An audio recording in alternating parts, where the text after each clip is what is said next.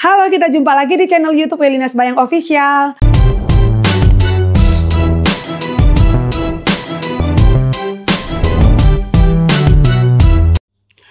Halo teman-teman, kita jumpa lagi di channel YouTube Welina Sembayang Official.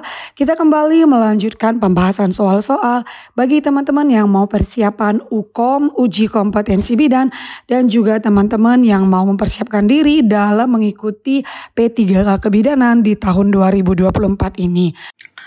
Nah, oke teman-teman, kita langsung saja ke pembahasan soal ya. Saya bacakan soalnya. Seorang perempuan usia 28 tahun baru saja melahirkan bayi perempuan dengan berat badan 3.200 gram. Nah, berarti normal ya kan. Berat bayi baru lahir normal itu adalah 2.500 sampai 4.000 gram. Jadi ini 3.200 artinya berat badannya normal. Pada pemeriksaan fisik ditemukan di kepala teraba benjolan lunak berisi cairan, tidak teraba batasnya secara jelas. Bidan menjelaskan bahwa tidak perlu dilakukan pengobatan karena akan hilang dalam beberapa hari. Apakah diagnosis yang tepat pada kasus di atas? A. Sepal hematom, B. Hidrosepalus, C. Meningitis, D. Kaput succedaneum, E. Perdarahan intrakranial. Nah, jadi di sini dua masalah yang sering muncul pada bayi baru lahir akibat kasus dari ataupun masalah pada kala 2 ya, yang misalnya mengakibatkan bayi terlalu lama di jalan lahir, itu adalah kaput succedaneum dan sepal hematom.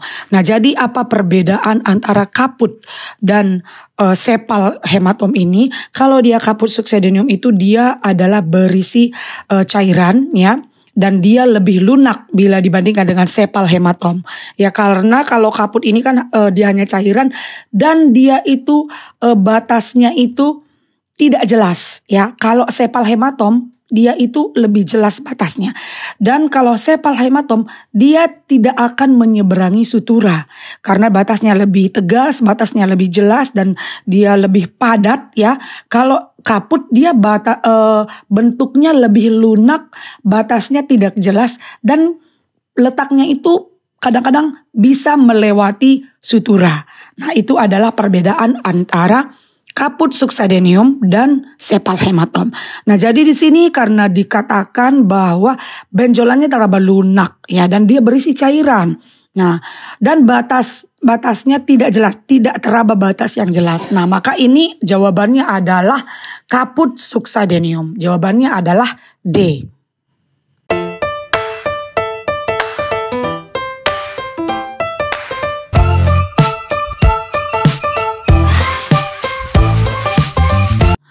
Oke, bagi teman-teman yang mau bergabung untuk dapatkan pembahasan soal lebih banyak, mari ikut bersama-sama dalam kelas bimbel privat online Welina Sembayang Official.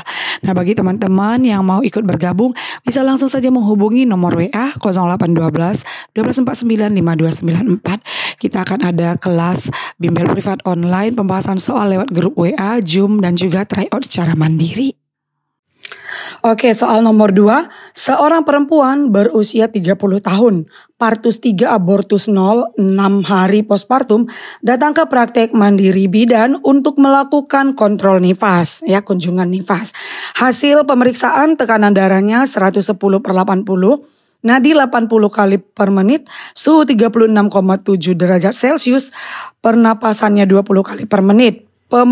Perdarahan pervaginamnya normal, tinggi fundus uterinya pertengahan antara simpisis dan pusat. Pertanyaannya, apakah tahapan periode masa nifas yang dialami perempuan tersebut? A. Early postpartum, B. Late postpartum, C. Immediate postpartum, D. Late puerperium, E. Immediate puerperium. Nah, jadi teman-teman, tahapan masa nifas itu selain kita bagi ada taking hold, taking in, dan letting go, ada juga istilah yang lain, yaitu adalah immediate postpartum, early postpartum, dan late postpartum. Saya singkatnya ini biar mudah menghafalnya adalah IMEL ya teman-teman. IMEL itu immediate postpartum, early postpartum, dan late postpartum. Itu adalah tahapannya. Immediate postpartum itu adalah 24 jam pertama ya. Tahapan masa nifas dalam 24 jam pertama. Dan early postpartum itu adalah hari pertama ya sampai 7 hari. Jadi early itu adalah lanjutan dari immediate postpartum. Dan late postpartum itu adalah setelah early postpartum. Jadi dari 1 minggu sampai 5 minggu. Itu adalah untuk proses tahapan-tahapan perubahan yang dialami ibu pada masa nipas. Jadi yang kalau 24 jam pertama itu adalah immediate, 1 sampai 7 hari itu adalah early postpartum, dan 1 sampai 5 minggu itu adalah late postpartum. Nah, jadi di sini karena pertanyaannya itu adalah dia nipasnya itu 6 hari, ya kan? 6 hari, jadi ini adalah termasuk ke dalam tahapan early postpartum. Ya, 1 sampai 7 hari itu adalah early postpartum. Jadi mudahnya itu immediate itu 1 hari pertama ya, dalam 24 jam pertama. Kalau early postpartum itu adalah 1 minggu pertama ya, dan kalau late postpartum itu adalah dari 1 minggu setelah 1 minggu sampai 5 minggu. Nah, jadi di sini 6 hari itu jawabannya adalah A, early postpartum.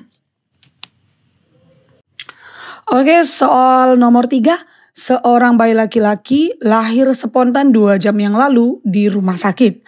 Berat badannya 2.400 gram. Ya, berarti ini tidak normal ya teman-teman. 2.400 gram. Panjang badan 47 cm. Usia kehamilan 36 minggu. Hasil pemeriksaan frekuensi jantungnya 110 kali per menit. Tapi jantungnya normal ya. Terdapat banyak lanugo, refleksnya belum sempurna. Diagnosis apakah yang paling mungkin pada kasus tersebut? A, immatur. B, dismatur. C, prematur. D, postmatur, dan E, matur. Nah, jadi ini soalnya cukup mudah ya teman-teman, karena langsung disebutkan di situ usia kehamilannya. Usia kehamilan normal itu adalah 37 minggu sampai 42 minggu. Kalau lahir kurang dari 37 minggu, maka itu kita sebut dengan prematur. Dan kalau misalnya usia kehamilannya lebih dari 42 minggu, maka itu kita sebut dengan postmatur, ataupun nama lain dari postmatur ini adalah postdeath atau kehamilan lewat waktu, atau juga kadang disebut dengan istilah serotinus. Jadi itu sama ya, postmatur, postdeath, serotinus itu adalah kehamilan ataupun persalinan di atas 42 minggu. Nah, jadi karena ini 36 minggu, maka jawabannya ini adalah C, prematur. Nah, sementara kalau immatur, ya immatur ini artinya lebih muda lagi daripada prematur. Jadi kan prematur itu kurang dari 36 minggu. Tetapi kurang dari 36 minggu itu artinya kehamilan itu sudah 7 bulan gitu ya. Sudah 7 bulan, sudah 28 minggu. Jadi 28 sampai 36 minggu itu kita sebut prematur. Tapi kalau dia belum sampai 7 bulan ya, belum sampai 28 minggu ya, masih di bawah 7 bulan, yaitu usia kehamilan 22 sampai dengan 28 minggu ya, belum lewat dia 28 minggu, maksud saya belum lewat 7 bulan ya, 22 minggu sampai 28 minggu itu kita sebut dengan immatur. Jadi dia itu masih belum sampai 7 bulan, masih lebih kecil lagi, dan berat badannya itu tentunya lebih ringan lagi, lebih rendah lagi. Itu adalah immatur. Dan kalau option E itu matur, ya kita sudah paham matur itu sudah matang, yang normal yaitu 37 sampai 42 minggu. Nah, jadi itu adalah nama-nama istilah persalinan sesuai dengan usia kehamilannya ya. Jadi jawabannya di sini tadi adalah C, prematur.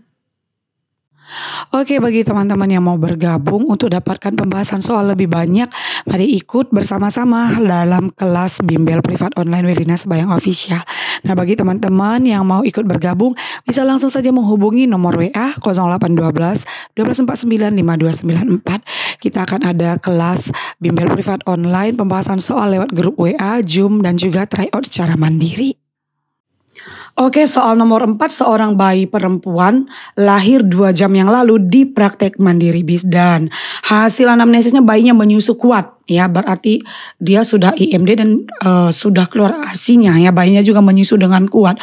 Hasil pemeriksaannya berat badan lahirnya itu 2.400 gram. Nah, jadi ini termasuk BBLR ya teman-teman, karena berat badan lahir normal itu adalah 2.500 sampai 4.000. Nah ini 2.400. Panjang badannya 46 cm. Suhunya 36 derajat Celcius. Frekuensi jantungnya 120 kali per menit. Tapi normal ya. Refleks hisapnya kuat. Pemeriksaan fisik tidak ditemukan kelainan. Jadi berat badannya memang kurang tapi semuanya dalam batas normal. Artinya menyusu kuat, refleks hisapnya juga kuat dan tidak ada masalah. Jantungnya juga di atas 100 ya.